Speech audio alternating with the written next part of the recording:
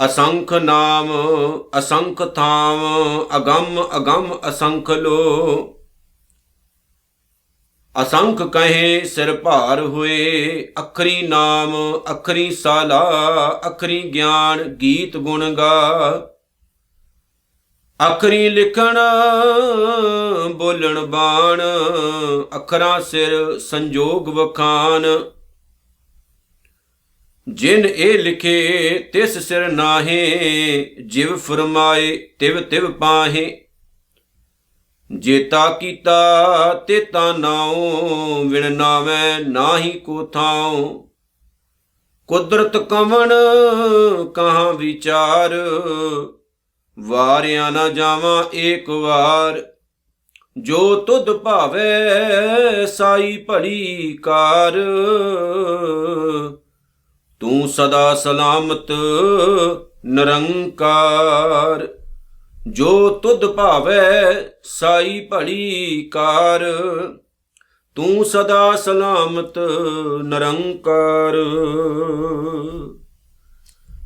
ਧੰਨ ਧੰਨ ਸਤਿਗੁਰੂ ਸ੍ਰੀ ਗੁਰੂ ਨਾਨਕ ਸਾਹਿਬ ਸੱਚੇ ਪਾਤਸ਼ਾਹ ਜੀ ਦਾ, ਉਹਨਾਂ ਦੇ ਪਵਿੱਤਰ ਪਾਵਨ ਚਰਨਾਂ ਦਾ ਧੰਨਵਾਦ ਕਰਦਿਆਂ ਹੋਇਆਂ ਅਤੇ ਸ੍ਰੀ ਗੁਰੂ ਗ੍ਰੰਥ ਸਾਹਿਬ ਜੀ ਦੇ ਪਾਵਨ ਚਰਨਾਂ ਦੇ ਵਿੱਚ ਨਮਸਕਾਰ ਕਰਕੇ ਕਲਗੀਧਰ ਦਸ਼ਮੇਸ਼ ਪਾਤਸ਼ਾਹ ਵੱਲੋਂ ਖਾਲਸਾ ਪੰਥ ਨੂੰ ਮਹਾਨ ਬਖਸ਼ਿਸ਼ ਦੇ ਨਾਲ, ਫਤਿਹ ਦੇ ਨਾਲ ਆਪਣੀ ਸਾਂਝ ਪਾਈਏ ਜੀ।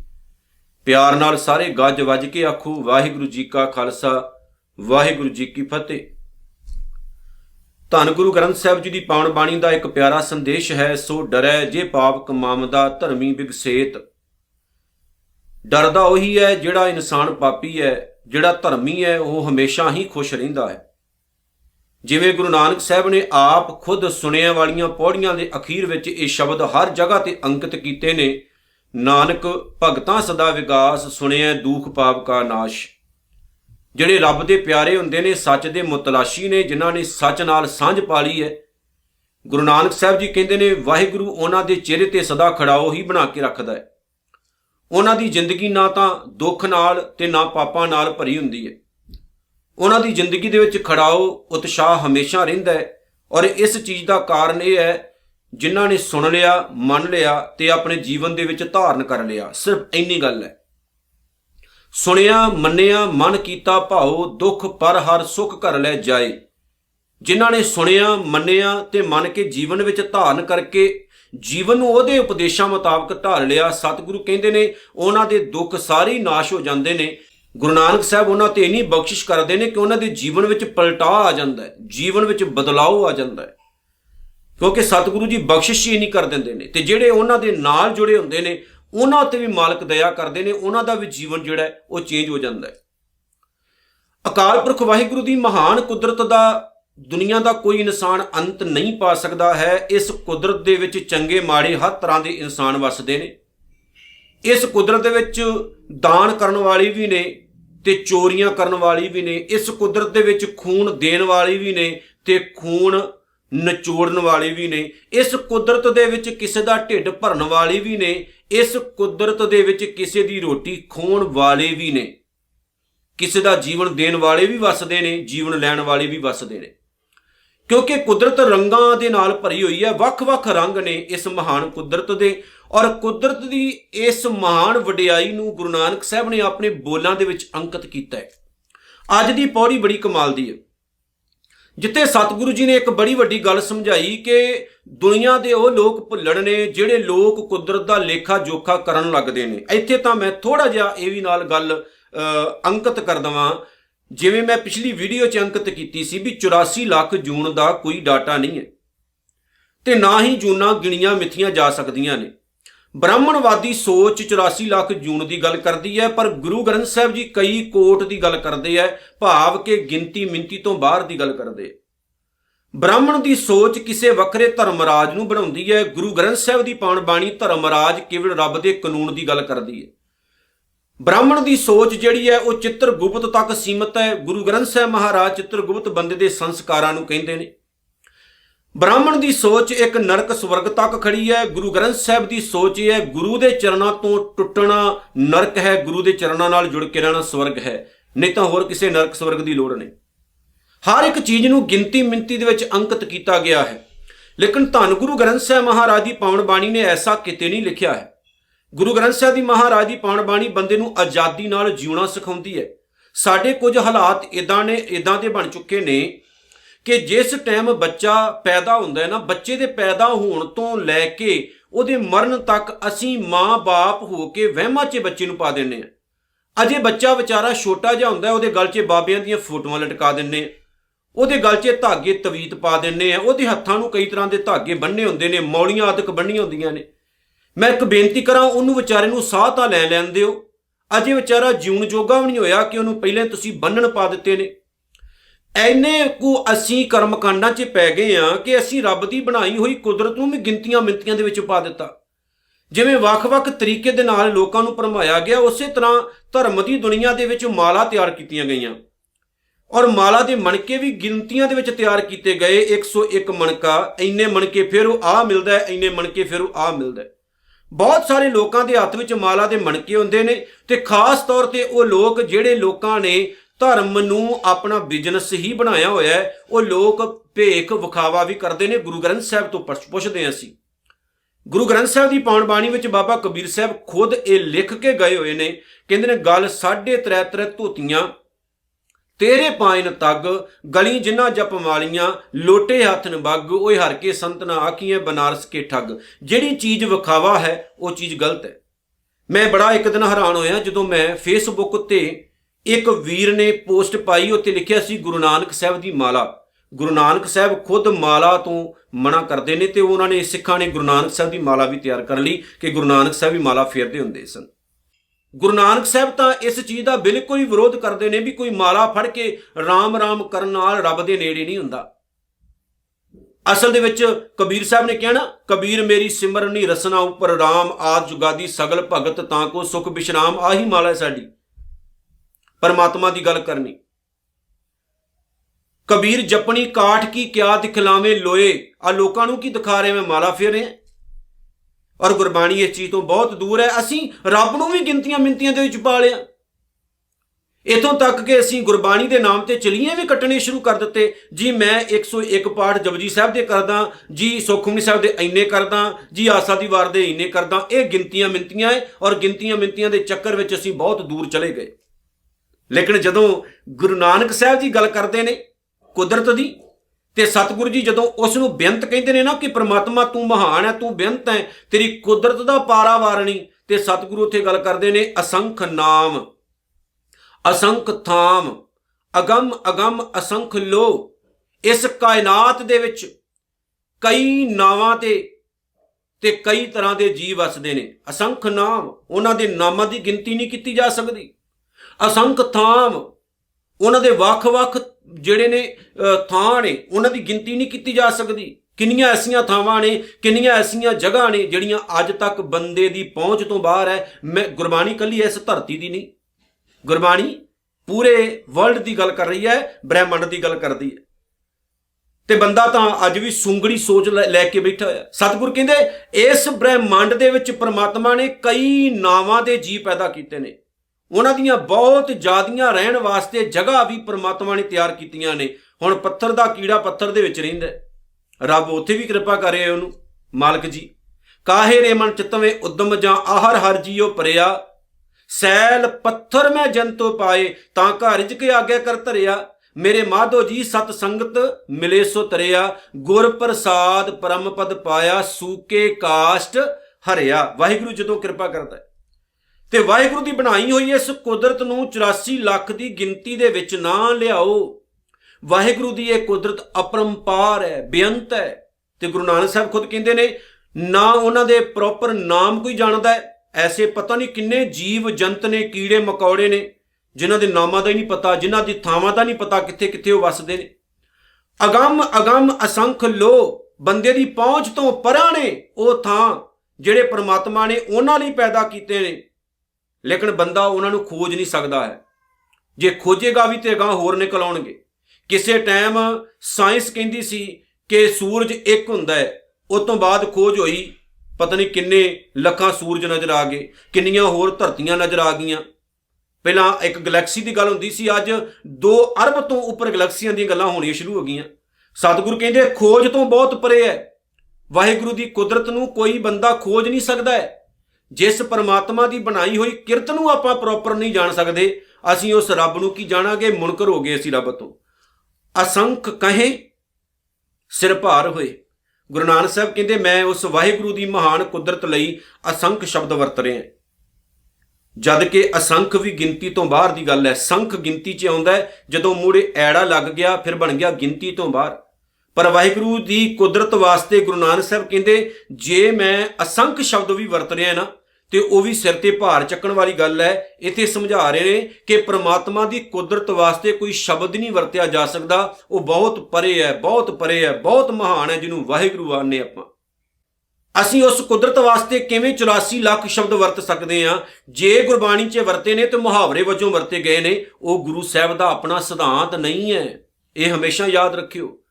ਗੁਰੂ ਸਾਹਿਬ ਦਾ ਆਪਣਾ ਸਿਧਾਂਤ ਬਹੁਤ ਵੱਡਾ ਹੈ, ਪਰਾਂ ਹੈ, ਕਿ ਵਾਹਿਗੁਰੂ ਦੀ ਕੁਦਰਤ ਨੂੰ ਗਿਣਤੀਆਂ ਮਿੰਤੀਆਂ ਵਿੱਚ ਨਹੀਂ ਮਿਣਿਆ ਜਾ ਸਕਦਾ ਹੈ। ਅਸੰਖ ਕਹੇ ਸਿਰ ਭਾਰ ਹੋਏ, ਭਾਰ ਚੱਕਣ ਵਾਲੀ ਗੱਲ ਹੈ ਉਹਦੀ ਕੁਦਰਤ ਵਾਸਤੇ ਕੋਈ ਸ਼ਬਦ ਵਰਤਣਾ। ਅੱਖਰੀ ਨਾਮ, ਅੱਖਰੀ ਸਲਾਹ। ਭਾਵੇਂ ਕਿ ਗੁਰੂ ਨਾਨਕ ਸਾਹਿਬ ਕਹਿੰਦੇ ਨੇ ਵਾਹਿਗੁਰੂ ਤੇਰਾ ਤੇ ਤੇਰੀ ਬਣਾਈ ਕੁਦਰਤ ਦਾ ਕੋਈ ਇਨਸਾਨ ਮਾਪ ਤੋਲ ਨਹੀਂ ਕਰ ਸਕਦਾ ਹੈ, ਪਰ ਮੇਰੇ ਮਾਲਕਾ ਜਦੋਂ ਅਸੀਂ ਤੇਰੀ ਸਿਫਤ ਸਲਾਹ ਕਰਨੀ ਹੈ, ਤੇਰੇ ਨਾਮ ਦੀ, ਤੇਰੀ ਵਡਿਆਈ ਦੀ ਗੱਲ ਕਰਨੀ ਹੈ ਤੇ ਕਰਨੀ ਸਾਨੂੰ ਫਿਰ ਵੀ ਅੱਖਰਾਂ 'ਚ ਪੈਣੀ ਹੈ, ਜਿਹੜੇ ਕਿ ਬੰਦੇ ਨੇ ਤਿਆਰ ਕੀਤੇ ਨੇ। ਉਹਨਾਂ ਗਿਣਤੀ ਮਿੰਤੀ ਵਾਲੇ ਅੱਖਰਾਂ ਦੇ ਰਾਹੀਂ ਵਾਹਿਗੁਰੂ ਜਿੰਨੀ ਕੁ ਸਾਡੀ ਔਕਾਤ ਹੈ, ਜਿੰਨੇ ਕੁ ਜੋਗੇ ਅਸੀਂ ਹੈਗੇ ਹਾਂ, ਅਸੀਂ ਕੁਝ ਲਿਖਣਾ ਹੈ, ਤੇਰੇ ਗੁਣ, ਤੇਰੀਆਂ ਵਡਿਆਈਆਂ ਜੋ ਸਾਨੂੰ ਸਮਝ ਆਇਆ ਅਸੀਂ ਦੂਜਿਆਂ ਨੂੰ ਦੱਸ ਸਕੀਏ, ਦੂਜਿਆਂ ਨੂੰ ਸਮਝਾ ਸਕੀਏ, ਤੇਰੀ ਅਪਰਮ ਅਪਾਰ ਵਡਿਆਈ ਨਾਲ ਸੰਸਾਰ ਦੇ ਬਾਕੀ ਲੋਕਾਂ ਨੂੰ ਜੋੜ ਸਕੀਏ। ਅੱਖਰੀ ਗਿਆਨ ਗੀਤ ਗੁਣ ਗਾ। ਮਹਾਰਾਜ ਕਹਿੰਦੇ ਵਾਹਿਗੁਰੂ ਜਦੋਂ ਤੇਰੇ ਸੋਹਣੇ ਗੀਤ ਗਾਉਣੇ ਨੇ, ਜਦੋਂ ਤੇਰੇ ਗੁਣਾਂ ਦੀ ਵਿਚਾਰ ਕਰਨੀ ਹੈ, ਜਦੋਂ ਤੇਰੇ ਗੁਣਾਂ ਨਾਲ ਸਾਂਝ ਪਾਉਣੀ ਹੈ, ਤੇ ਗੁਰੂ ਨਾਨਕ ਸਾਹਿਬ ਕਹਿੰਦੇ ਨੇ ਅੱਖਰਾਂ ਨਾਲ, ਉਹਨਾਂ ਅੱਖਰਾਂ ਨਾਲ ਹੀ ਪਾਉਣੀ ਪਏਗੀ ਜਿਹੜੇ ਅੱਖਰ ਬੰਦੇ ਨੇ ਆਪਣੀ ਸਮਝ ਨਾਲ ਤਿਆਰ ਕੀਤੇ ਨੇ। ਅੱਖਰੀ ਲਿਖਣ ਬੋਲਣ ਬਾਣ, ਅੱਖਰਾਂ ਸਿਰ ਸੰਜੋਗ ਵਖਾਣ। ਅੱਖਰਾਂ ਨਾਲ ਹੀ ਮੇਰੇ ਮਾਲਕਾ ਤੇਰੀ ਵਡਿਆਈ ਵਾਲੀ ਪਾਵਨ ਬਾਣੀ ਲਿਖੀ ਜਾਣੀ ਹੈ। ਅੱਖਰਾਂ ਦੇ ਨਾਲ ਹੀ ਮੇਰੇ ਮਾਲਕਾ ਸੰਸਾਰ ਦੇ ਹਰ ਇੱਕ ਬੰਦੇ ਦੀ ਕਿਸਮਤ ਦਾ ਤੋਲ ਮੇਲ ਹੋਣਾ ਹੈ। ਅੱਖਰਾਂ ਦੇ ਨਾਲ ਹੀ ਧੰਨ ਗੁਰੂ ਨਾਨਕ ਸਾਹਿਬ ਜੀ ਕਹਿੰਦੇ ਨੇ ਕਿ ਤੇਰੀ ਵਡਿਆਈ ਰੂਪ ਬਾਣੀ ਨੂੰ ਗਾਇਨ ਕੀਤਾ ਜਾ ਸਕਦਾ ਹੈ। ਉਹ ਪਾਵਨ ਬਾਣੀ ਜਿਹੜੀ ਅੱਖਰਾਂ ਦੇ ਵਿੱਚ ਅੰਕਿਤ ਕੀਤੀ ਹੈ, ਲੇਕਿਨ ਉਸ ਪਾਵਨ ਬਾਣੀ ਦੇ ਵਿੱਚ ਜਿਹੜੀ ਵਡਿਆਈ ਸਤਿਗੁਰੂ ਨੇ ਲਿਖੀ ਹੈ, ਅਕਾਲ ਪੁਰਖ ਵਾਹਿਗੁਰੂ ਦੀ, ਉਹ ਵਡਿਆਈ ਉਹਨਾਂ ਅੱਖਰਾਂ ਤੋਂ ਕਿਤੇ ਪਾਰ ਹੈ, ਕਿਤੇ ਪਰਾਂ ਹੈ। ਇਸ ਕਰਕੇ ਹੱਥ ਜੋੜ ਕੇ ਬੇਨਤੀ ਹੈ, ਬਾਣੀ ਜਿੰਨੀ ਮਰਜ਼ੀ ਪੜ੍ਹੋ, ਪਾਠ ਜਿੰਨਾ ਮਰਜ਼ੀ ਕਰੋ, ਵਡਿਆਈ ਜਿੰਨੀ ਮਰਜ਼ੀ ਕਰੋ, ਲੇਕਿਨ ਗਿਣਤੀਆਂ ਵਿੱਚ ਰਹਿ ਕੇ ਨਾ ਕਰਿਆ ਕਰੋ। ਕਿ ਸਾਡੇ ਬਾਬਾ ਜੀ ਇੰਨੇ ਜਪਜੀ ਸਾਹਿਬ ਦੇ ਪਾਠ ਕਰਦੇ ਹੁੰਦੇ ਸੀ, ਜਿਵੇਂ ਅੱਜ ਇਕੋਤਰੀਆਂ ਚੱਲ ਪਈਆਂ ਨਾ, ਇਕੋਤਰੀਆਂ ਸ਼ੁਰੂ ਹੋ ਗਈਆਂ, ਔਰ ਖਾਸ ਤੌਰ ਤੇ ਨਾਨਕਸਰ ਵਾਲੇ ਡੇਰੇਦਾਰਾਂ ਨੇ ਇਕੋਤਰੀਆਂ ਸ਼ੁਰੂ ਕਰ ਦਿੱਤੀਆਂ, ਔਰ ਪਿੱਛੇ ਨਹੀਂ ਕੋਈ ਰਹੇ, ਜਪ ਤਪ ਸਮਾਗਮ ਸ਼ੁਰੂ ਕਰ ਦਿੱਤੇ। ਇੰਨੇ ਸੁਖਮਨੀ ਸਾਹਿਬ ਦੇ ਪਾਠ ਕਰੋ ਜੀ, 1 ਕਰੋੜ ਜਾਪ ਜਪਜੀ ਸਾਹਿਬ ਦਾ ਮੂਲ ਮੰਤਰ ਦਾ ਕਰੋ ਜੀ, ਇੰਨੀਆਂ ਮਾਲਾ ਰਾਮ ਦੀਆਂ ਜਪੋ, ਹਰੀ ਦੀਆਂ ਜਪੋ, ਅੱਲਾ ਦੀਆਂ ਜਪੋ, ਵਾਹਿਗੁਰੂ ਦੀਆਂ ਜਪੋ ਜੀ। ਇਹ ਕਿਹੜੇ ਚੱਕਰਾਂ 'ਚ ਦੁਨੀਆ ਨੂੰ ਪਾਇਆ ਹੋਇਆ ਹੈ? ਕਹਿਣਾ ਚਾਹੀਦਾ ਸੀ ਗੁਰੂ ਗ੍ਰੰਥ ਸਾਹਿਬ ਦੀ ਬਾਣੀ ਨੂੰ ਸਮਝੋ ਜੀ, ਪਰ ਉੱਥੇ ਅਸੀਂ ਮੂੰਹ ਬੰਨ੍ਹ ਕੇ ਅਸੀਂ ਸ਼ੁਰੂ ਕਰ ਦਿੱਤੀਆਂ ਕੋਤਰੀਆਂ, ਬਿਜ਼ਨਸ ਸ਼ੁਰੂ ਕਰ ਦਿੱਤਾ, ਔਰ ਬਿਜ਼ਨਸ ਵੀ ਇੰਨਾ ਵੱਡਾ ਕਿ ਉਹ ਲਗਾਤਾਰ ਚੱਲੀ ਜਾਂਦਾ ਹੈ। ਗੁਰੂ ਗ੍ਰੰਥ ਸਾਹਿਬ ਦੀ ਪਾਵਨ ਬਾਣੀ ਤੋਂ ਸਹੀ ਮਾਇਨੇ 'ਚ ਲੋਕਾਂ ਨੂੰ ਤੋੜਿਆ ਜਾ ਰਿਹਾ ਹੈ, ਜੋੜਿਆ ਨਹੀਂ ਜਾ ਰਿਹਾ। ਜੋੜਿਆ ਮੱਥੇ ਤੱਕ ਹੈ, ਸਿਰਫ ਸੀਮਤ ਮੱਥਾ ਟੇਕਣਾ, ਲੇਕਿਨ ਉਹਦੇ ਅੰਦਰ ਕੀ ਹੈ, ਉਹਦੇ ਅੰਦਰ ਖਜ਼ਾਨਾ ਕੀ ਹੈ, ਇਹ ਨਹੀਂ ਦੱਸਣਾ, ਇਹ ਨਹੀਂ ਸਮਝਾਉਣਾ। ਤੇ ਜੇਕਰ ਕੋਈ ਸਮਝਾਉਂਦਾ ਹੈ, ਗੁਰੂ ਦੀ ਗੱਲ ਕਰਦਾ ਜੀ, ਉਹ ਤਾਂ ਫਿਰ ਉਹਨੂੰ ਉਹਦੇ ਵਾਸਤੇ ਸ਼ਬਦ ਵਰਤੇ ਜਾਂਦੇ ਨੇ ਜੀ, ਨਿੰਦਾ ਕਰਦਾ ਹੈ। ਹੁਣ ਇੱਕ ਲਾਈਨ ਦੇ ਵਿੱਚ ਹਾਲ ਵਿੱਚ ਪਾਠੀ ਸਿੰਘ ਬੈਠੇ ਹੁੰਦੇ ਨੇ, ਔਰ ਧਿਆਨ ਮਾਰ ਕੇ ਵੇਖੋ ਸਾਰਿਆਂ ਨੇ ਮੂੰਹ ਬੰਨੇ ਨੇ ਆਪਣੇ, ਕੋਈ ਉੱਥੇ ਸੁਣਨ ਵਾਲਾ ਨਹੀਂ, ਕੋਈ ਉੱਥੇ ਸੁਣਾਉਣ ਵਾਲਾ ਨਹੀਂ। ਕੀ ਫਾਇਦਾ ਇਹਨਾਂ ਪਾਠਾਂ ਦਾ? ਬਾਹਰ ਬੈਠੇ ਬਿਠਾਏ ਬੁਕਿੰਗ ਕੀਤੀ ਜਾਂਦੀ ਹੈ, ਕੁੰਭ ਨਾਰੀਅਲ ਰੱਖਿਆ ਜਾਂਦਾ ਹੈ, ਜਲ ਰੱਖਿਆ ਜਾਂਦਾ ਹੈ, ਤੇ ਉਹ ਲੋਕਾਂ ਨੂੰ ਫੜਾ ਕੇ ਕਿਹਾ ਜਾਂਦਾ ਹੈ ਆਹ ਚੱਕੋ ਜੀ ਆਪਣੇ ਪਾਠ ਦਾ ਮਹਾਤਮ। ਕੀ ਫਾਇਦਾ ਹੋਇਆ? ਯਾਦ ਰੱਖਿਓ, ਜੇ ਰੋਟੀ ਮੈਂ ਖਾ ਰਿਹਾ, ਭੁੱਖ ਮੇਰੀ ਮਿਟਣੀ, ਤੁਹਾਡੀ ਨਹੀਂ। ਪਾਣੀ ਮੈਂ ਪੀ ਰਿਹਾ, ਪਿਆਸ ਮੇਰੀ ਮਿਟਣੀ ਹੈ, ਤੁਹਾਡੀ ਨਹੀਂ। ਜਦੋਂ ਤੱਕ ਤੁਸੀਂ ਬਾਣੀ ਸੁਣੀ ਨਹੀਂ, ਬਾਣੀ ਸਮਝੀ ਨਹੀਂ, ਤੁਹਾਡੇ ਕੰਨਾਂ ਰਾਹੀਂ ਤੁਹਾਡੇ ਅੰਦਰ ਗਈ ਨਹੀਂ, ਉਹਦਾ ਕੀ ਫਾਇਦਾ? ਪਾਠ ਰਖਾਏ, ਕੋਤਰੀਆਂ ਚਲਾਈਆਂ, ਲੜੀਆਂ ਚਲਾਈਆਂ, ਬਾਬਿਆਂ ਦੇ ਬਿਜ਼ਨਸ ਹੋ ਗਏ, ਵੱਡੀਆਂ ਵੱਡੀਆਂ ਗੱਡੀਆਂ, ਵੱਡੇ ਵੱਡੇ ਆਲੀਸ਼ਾਨ ਮਹਿਲ ਡੇਰੇ ਬਣਾ ਲਏ, ਲੇਕਿਨ ਦੂਰ ਹੋਏ ਗੁਰਬਾਣੀ ਦੇ ਮਹਾਨ ਗਿਆਨ ਤੋਂ, ਕਿਉਂਕਿ ਸਾਨੂੰ ਗਿਣਤੀਆਂ ਮਿੰਤੀਆਂ ਦੇ ਵਿੱਚ ਜੂ ਪਾ ਦਿੱਤਾ। ਗਿਣਤੀਆਂ ਮਿੰਤੀਆਂ ਤੱਕ ਅਸੀਂ ਸੀਮਤ ਰਹਿ ਗਏ। ਸਤਿਗੁਰੂ ਕਹਿੰਦੇ ਨੇ, ਅੱਖਰੀ ਲਿਖਣ ਬੋਲਣ ਬਾਣ, ਅੱਖਰਾਂ ਸਿਰ ਸੰਜੋਗ ਵਖਾਣ। ਜਦੋਂ ਅਸੀਂ ਇਹ ਗੱਲ ਕਰਦੇ ਹਾਂ ਨਾ ਵੀ ਇਨਸਾਨ ਇਸ ਸੰਸਾਰ ਵਿੱਚ ਜੋ ਕੁਝ ਖੱਟਣ ਵਾਸਤੇ ਹੈ, ਉਹਦੀ ਲਿਖਤ ਪਹਿਲਾਂ ਹੀ ਅਕਾਲ ਪੁਰਖ ਵਾਹਿਗੁਰੂ ਤਿਆਰ ਕਰ ਦਿੰਦਾ ਹੈ। ਤੇ ਸ਼ਬਦ ਬੜੇ ਪਿਆਰੇ ਨੇ, ਸਿਰ ਭਾਵ ਸੋਚ, ਸੰਜੋਗ ਭਾਵ ਮਿਲਣਾ, ਵਖਾਣ ਵਿਆਖਿਆ। ਇਹਦਾ ਕੰਪਲੀਟ ਅਰਥ ਹੈ ਕਿ ਅਕਾਲ ਪੁਰਖ ਵਾਹਿਗੁਰੂ ਦੀ ਬਣਾਈ ਹੋਈ ਇਸ ਕੁਦਰਤ ਦੇ ਵਿੱਚ ਇਨਸਾਨ ਇੱਕ ਬੇਅੰਤ ਪ੍ਰਾਣੀਆਂ ਵਿੱਚੋਂ ਵੱਖਰਾ ਪ੍ਰਾਣੀ ਹੈ, ਜਿਹਨੂੰ ਗੁਰਬਾਣੀ ਨੇ ਸਰਦਾਰ ਆਖਿਆ। ਜਦੋਂ ਉਹ ਸੰਸਾਰ ਵਿੱਚ ਆਉਂਦਾ ਤਾਂ ਉਹਦੇ ਨਾਲ ਵਾਹਿਗੁਰੂ ਹੁਕਮ ਵੀ ਲਿਖ ਕੇ ਭੇਜਦਾ, ਜਿਹਨੂੰ ਅਸੀਂ ਪਹਿਲੀ ਪੌੜੀ ਦੇ ਵਿੱਚ ਹੀ ਗਾਇਨ ਕਰਕੇ ਆਏ ਹਾਂ। ਜਦੋਂ ਸਤਿਗੁਰੂ ਨੇ ਕਿਹਾ, ਕਿਵ ਸਚਿਆਰਾ ਹੋਈ ਹੈ, ਕਿਵ ਕੂੜਾ ਟੁੱਟੈ ਪਾਲ, ਹੁਕਮ ਰਜਾਈ ਚੱਲਣਾ ਨਾਨਕ ਲਿਖਿਆ ਨਾਲ। ਉਹ ਹੁਕਮ, ਉਹ ਨਾਮ ਦੀ ਵਡਿਆਈ, ਉਹ ਨਿਯਮ ਜਿਹੜੇ ਕਿ ਸਾਡੇ ਪੈਦਾ ਹੋਣ ਨਾਲ ਹੀ ਲਿਖੇ ਗਏ ਨੇ, ਜਿਨ੍ਹਾਂ ਦੇ ਰਾਹੀਂ ਅਸੀਂ ਸੰਸਾਰ ਵਿੱਚ ਘੁੰਮਦੇ ਫਿਰਦੇ ਹਾਂ। ਯਾਦ ਰੱਖੋ, ਅਸੀਂ ਉਸ ਪ੍ਰਮਾਤਮਾ ਦੀ ਬਣਾਈ ਹੋਈ ਕਿਸਮਤ ਰੂਪ ਹੁਕਮ ਤੋਂ ਬਾਹਰ ਨਹੀਂ ਜਾ ਸਕਦੇ। ਹੁਣ ਕਿਸਮਤ ਦੀ ਮੈਂ ਗੱਲ ਦੱਸ ਦਵਾਂ, ਕਿਸਮਤ ਕੁਛ ਨਹੀਂ ਹੁੰਦੀ। ਇਹ ਹੱਥਾਂ ਤੇ ਕੋਈ ਲਕੀਰਾਂ ਨਹੀਂ ਜਿਨ੍ਹਾਂ ਵਿੱਚ ਕੋਈ ਕਿਸਮਤ ਲਿਖੀ ਹੋਈ ਹੈ, ਮੱਥੇ ਉੱਤੇ ਵਿਸ਼ੇਸ਼ ਲਕੀਰਾਂ ਨਹੀਂ ਜਿੱਥੇ ਕੋਈ ਕਿਸਮਤ ਲਿਖੀ ਹੋਈ ਹੈ। ਇਹ ਕੇਵਲ ਤੇ ਕੇਵਲ ਇੱਕ ਵਹਿਮ ਹੈ। ਇੱਥੇ ਸਤਿਗੁਰੂ ਜੀ ਕੇਵਲ ਰੱਬੀ ਹੁਕਮ ਦੀ ਗੱਲ ਕਰਦੇ ਨੇ ਕਿ ਰੱਬੀ ਹੁਕਮ ਨੂੰ ਵੀ ਅੱਖਰਾਂ ਰਾਹੀਂ ਹੀ ਅਸੀਂ ਵਿਖਿਆਨ ਕਰਦੇ ਹਾਂ ਕਿ ਬੰਦਿਆ, ਜਦੋਂ ਤੂੰ ਪੈਦਾ ਹੋਇਆ, ਉਹ ਰੱਬੀ ਹੁਕਮ ਭਾਵ ਉਹ ਤੇਰੀ ਕਿਸਮਤ ਵੀ ਵਾਹਿਗੁਰੂ ਨੇ ਨਾਲ ਹੀ ਲਿਖੀ ਹੈ। ਯਾਦ ਰੱਖਿਓ, ਜੇ ਆਪਾਂ ਇਹ ਸ਼ਬਦ ਵਰਤਾਂਗੇ ਨਾ ਕਿ ਕਿਸਮਤ ਵਿੱਚ ਹੋਇਆ ਤਾਂ ਮਿਲ ਜਾਏਗਾ, ਨਹੀਂ ਮਿਲੇਗਾ। ਮਿਲੇਗਾ ਉਹੀ ਜਦੋਂ ਤੁਸੀਂ ਕੁਝ ਕਰੋਗੇ। ਰੋਟੀ ਸਾਹਮਣੇ ਰੱਖੀ ਹੈ, ਕਿਸਮਤ ਵਿੱਚ ਹੋਈ ਤੇ ਮੂੰਹ 'ਚ ਨਹੀਂ ਪੈਣੀ, ਤੋੜਨੀ ਤਾਂ ਪੈਣੀ ਹੈ, ਕੰਮ ਕਰਨਾ ਪੈਣਾ ਹੈ। ਔਰ ਐਸੇ ਵਿਹਲੜ ਲੋਕਾਂ ਨੂੰ ਗੁਰੂ ਨਾਨਕ ਨੇ ਪ੍ਰਵਾਨ ਨਹੀਂ ਕੀਤਾ। ਗੁਰੂ ਨਾਨਕ ਸਾਹਿਬ ਮਹਾਰਾਜ ਆਪ ਖੁਦ ਕਿਰਤ ਕਰਦੇ ਰਹੇ ਨੇ, ਯਾਦ ਰੱਖਿਓ। ਤੇ ਕਿਰਤ ਕੀਤੀ ਤੇ ਦੂਜਿਆਂ ਨੂੰ ਕਿਰਤ ਕਰਨ ਦਾ ਸਤਿਗੁਰੂ ਨੇ ਵੱਲ ਸਿਖਾਇਆ। ਇਸ ਕਰਕੇ ਕਿਸਮਤ ਪਿੱਛੇ ਨਾ ਭੱਜਿਓ, ਰੱਬ ਦੇ ਉਸ ਮਹਾਨ ਕਾਨੂੰਨ ਦੇ ਮੁਤਾਬਕ ਕਿਰਤਕਾਰ ਕਰੋ, ਜਿਹਦੇ ਨਾਲ ਸਾਡੇ ਅੰਦਰ ਚੰਗੇ ਗੁਣ ਪੈਦਾ ਹੋਣ, ਅਸੀਂ ਆਪਣੇ ਪਰਿਵਾਰ ਤੋਂ ਅਗਾਂਹ ਲੰਘ ਕੇ ਇਸ ਸੰਸਾਰ ਬਾਰੇ ਚੰਗਾ ਸੋਚੀਏ। ਜਿਨੇ ਲਿਖੇ ਤਿਸ ਸਿਰ ਨਾਏ। ਜਿਸ ਪ੍ਰਮਾਤਮਾ ਨੇ ਰੱਬੀ ਕਾਨੂੰਨ ਭਾਵ ਜਿਸ ਪ੍ਰਮਾਤਮਾ ਨੇ ਕਾਨੂੰਨ ਬਣਾ ਕੇ ਬੰਦੇ ਦੇ ਨਾਲ ਲਿਖ ਕੇ ਸੰਸਾਰ 'ਚ ਭੇਜਿਆ, ਮਹਾਰਾਜ ਕਹਿੰਦੇ ਨੇ ਉਸ ਕਾਨੂੰਨ ਦੇ ਅੰਦਰ ਰੱਬ ਨਹੀਂ ਆਉਂਦਾ, ਬੰਦਾ ਹੀ ਆਉਂਦਾ ਹੈ। ਜਿਹੜੇ ਸ਼ਬਦ ਪ੍ਰਮਾਤਮਾ ਨੇ ਤੇਰੇ ਨਾਲ ਲਿਖੇ ਨੇ ਨਾ, ਉਹਨਾਂ ਦੇ ਅੰਦਰ ਤੂੰ ਆਉਣਾ ਹੈ, ਰੱਬ ਨਹੀਂ। ਇਹ ਲੇਖ ਰੱਬ ਦੇ ਮੱਥੇ ਤੇ ਨਹੀਂ ਲਿਖੇ ਹੋਏ, ਇਹ ਤੇਰੇ ਨੇ। ਯਾਦ ਰੱਖੀ, ਇਹ ਬੰਦਸ਼ਾਂ ਤੇਰੇ ਲਈ ਨੇ ਜਿਹੜੀਆਂ ਕਿ ਪ੍ਰਮਾਤਮਾ ਨੇ ਤਿਆਰ ਕੀਤੀਆਂ ਨੇ। ਤੂੰ ਰੱਬ ਉੱਤੇ ਨਾ ਲਾਉਣ ਦੀ ਕੋਸ਼ਿਸ਼ ਕਰੀ, ਪ੍ਰਮਾਤਮਾ ਇਹਨਾਂ ਚੀਜ਼ਾਂ ਤੋਂ ਬਹੁਤ ਪਰੇ ਹੈ ਤੇ ਅਲੱਗ ਹੈ। ਜਿਵ ਫਰਮਾਏ ਤਿਵ ਤਿਵ ਪਾਹੇ। ਸਤਿਗੁਰੂ ਕਹਿੰਦੇ ਜਿਵੇਂ ਜਿਵੇਂ ਉਹਦਾ ਹੁਕਮ ਹੁੰਦਾ ਹੈ ਤਿਵੇਂ ਤਿਵੇਂ ਹੀ ਸੰਸਾਰ ਦੀ ਕਾਰ ਚੱਲਦੀ ਹੈ।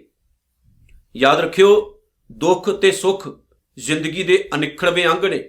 ਜੇ ਸਾਡੀ ਲਾਈਫ ਦੇ ਵਿੱਚ ਸੁੱਖ ਆਇਆ ਤੇ ਦੁੱਖ ਵੀ ਆਏਗਾ, ਜੇ ਭੁੱਖ ਆਈ ਹੈ ਤੇ ਰਜੇਵਾਂ ਵੀ ਮਹਾਰਾਜ ਦੇਵੇਗਾ, ਜੇ ਇੱਜ਼ਤ ਆਈ ਹੈ ਤੇ ਕਈ ਵਾਰ ਇਨਸਾਨ ਨੂੰ ਨਮੋਸ਼ੀ ਵੀ ਸਹਿਣ ਕਰਨੀ ਪੈਂਦੀ ਹੈ। ਜੇ ਹਨੇਰਾ ਹੈ ਤੇ ਪ੍ਰਕਾਸ਼ ਹੈ, ਪ੍ਰਕਾਸ਼ ਹੈ ਤੇ ਹਨੇਰਾ ਹੈ, ਜੇ ਪੁੰਨ ਹੈ ਤੇ ਪਾਪ ਹੈ, ਚੰਗਿਆਈ ਹੈ ਤੇ ਬੁਰਾਈ ਹੈ। ਇਹ ਦੁਨੀਆ 'ਚ ਚੱਲਦੀ ਹੈ, ਘਬਰਾਉਣ ਦੀ ਲੋੜ ਨਹੀਂ। ਤੇ ਵਾਹਿਗੁਰੂ ਦੀ ਬਣਾਈ ਹੋਈ ਇਸ ਕੁਦਰਤ ਦੇ ਮਹਾਨ ਨਿਯਮ ਦੇ ਵਿੱਚ ਹਰ ਇਨਸਾਨ ਨੂੰ ਉਹਦੇ ਬਣਾਏ ਹੋਏ ਨਿਯਮਾਂ 'ਚੋਂ ਲੰਘਣਾ ਹੀ ਪੈਂਦਾ ਹੈ। ਜੇ ਫਰਮਾਏ ਤੇ ਉਤੇ ਪਾਹੇ, ਜੇਤਾ ਕੀਤਾ ਤੇਤਾ ਨਾਉ। ਇਹ ਸਾਰੀ ਕਾਇਨਾਤ ਜਿਹੜੀ ਵਾਹਿਗੁਰੂ ਨੇ ਪੈਦਾ ਕੀਤੀ ਹੈ ਨਾ ਭਲਿਓ, ਇਹ ਪ੍ਰਮਾਤਮਾ ਦਾ ਨਾਮ ਹੈ। ਭਾਵ ਉਹਨੇ ਆਪਣੇ ਸਰੂਪ ਤੋਂ ਹੀ ਸਾਰੀ ਕਾਇਨਾਤ ਨੂੰ ਪੈਦਾ ਕੀਤਾ ਹੈ। ਵਿਣ ਨਾਵੇਂ ਨਾ ਹੀ ਕੋ ਥਾਉ। ਦੁਨੀਆ ਦੀ ਕੋਈ ਐਸੀ ਜਗ੍ਹਾ ਨਹੀਂ ਜਿਸ ਜਗ੍ਹਾ ਤੇ ਪ੍ਰਮਾਤਮਾ ਨਾ ਹੋਵੇ। ਜਰੇ ਜਰੇ ਵਿੱਚ ਵਸਿਆ ਹੋਇਆ ਹੈ। ਇਸ ਸਮੁੱਚੀ ਕਾਇਨਾਤ ਹੀ ਪ੍ਰਮਾਤਮਾ ਦਾ ਨਾਮ ਹੈ, ਪ੍ਰਮਾਤਮਾ ਦਾ ਸਰੂਪ ਹੈ। ਇਹਦੇ ਵਿੱਚ ਵਾਹਿਗੁਰੂ ਸਾਖਸ਼ਾਤ ਵਸਿਆ ਹੋਇਆ ਹੈ। ਜੇਤਾ ਕੀਤਾ ਤੇਤਾ ਨਾਉ, ਵਿਣ ਨਾਵੇਂ ਨਾ ਹੀ ਕੋ ਥਾਉ। ਕੁਦਰਤ ਕਵਣ ਕਹਾਂ ਵਿਚਾਰ, ਪਰ ਮਾਲਕਾ ਮੇਰੇ 'ਚ ਇੰਨੀ ਤਾਕਤ ਨਹੀਂ ਮੈਂ ਤੇਰੇ ਗੁਣਾਂ ਦੀ ਵਿਚਾਰ ਕਰ ਸਕਾਂ। ਵਾਰਿਆ ਨਾ ਜਾਵਾਂ ਇੱਕ ਵਾਰ, ਮੈਂ ਤੇਥੋਂ ਇੱਕ ਵਾਰੀ ਸਦਕੇ ਹੋਣ ਜੋਗਾ ਬਣੀ। ਜੋ ਤੁਧ ਭਾਵੈ, ਜੋ ਤੈਨੂੰ ਚੰਗਾ ਲੱਗੇ। ਸਾਈ ਭਲੀ ਕਾਰ, ਕੰਮ ਉਹੀ ਚੰਗਾ ਹੈ। ਤੂੰ ਸਦਾ ਸਲਾਮਤ ਨਿਰੰਕਾਰ ਵਾਹਿਗੁਰੂ, ਤੂੰ ਹਮੇਸ਼ਾ ਰਹਿਣ ਵਾਲਾ ਹੈ। ਸਾਡੇ ਵਰਗੇ ਪਾਪੀ ਆਉਣ ਵਾਲੇ ਨੇ ਤੇ ਜਾਣ ਵਾਲੇ ਨੇ, ਪਰ ਤੂੰ ਹਮੇਸ਼ਾ ਰਹਿਣ ਵਾਲਾ ਹੈ। ਆਓ ਉਸ ਮਾਲਕ ਨਾਲ ਜੁੜੀਏ ਤੇ ਉਸ ਮਾਲਕ ਦਾ ਧੰਨਵਾਦ ਕਰੀਏ, ਤਾਂ ਕਿ ਸਾਡੀ ਜਿਹੜੀ ਜ਼ਿੰਦਗੀ ਹੈ ਇਹ ਸਫਲ ਹੋ ਸਕੇ ਜੀ। ਭੁੱਲ ਚੁੱਕ ਦੀ ਖਿਮਾ। ਵਾਹਿਗੁਰੂ ਜੀ ਕਾ ਖਾਲਸਾ, ਵਾਹਿਗੁਰੂ ਜੀ ਕੀ ਫਤਿਹ।